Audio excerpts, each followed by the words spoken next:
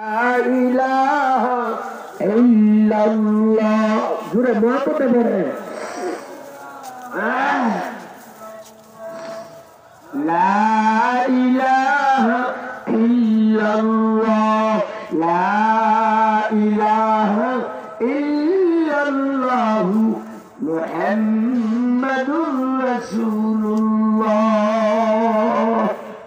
এখন আসেন আমি আয়াতের আওয়াজ করেছি, আয়াতের অর্থটা বলবে, আয়াতের অর্থটা সংক্ষেপে এবং ও আল্লাহ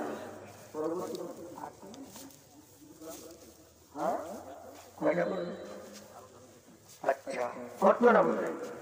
আল্লাহ বলেন ইয়া আইয়ুহাল্লাযীনা আমানু আমানু, হে ঈমানদার বান্দা বান্দীগণ, ঈমানদার বান্দা বান্দীগণ, ইত্তাকুল্লাহ, তোমরা আল্লাহর ওলি হয়ে যাও।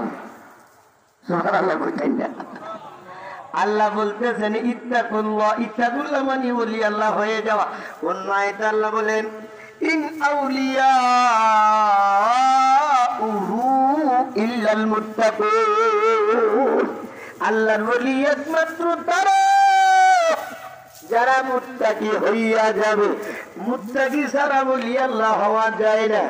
আল্লাহ তাআলা বলেন ওয়াবতাগু ইলাইহিল ওয়াসিলা, এই মুত্তাকি আল্লাহর ওলি হওয়ার জন্য ওয়াবতাগু তালাশ করো, ইলাইহি এই ওলি আল্লাহ তাকওয়া অর্জন করার জন্য, আল ওয়াসিলাতা ওয়াসিলা, ওসিলার অনেক ব্যাখ্যা করছেন। লাস্টে দিয়ে আল্লামা রাজি তাফসীরে কাবিরে বলেন এখানে ওসিলার অর্থ মুর্শিদে কামেল। বলেন সুবহানাল্লাহ। এখানে ওসিলার অর্থ মুর্শিদে কামেল।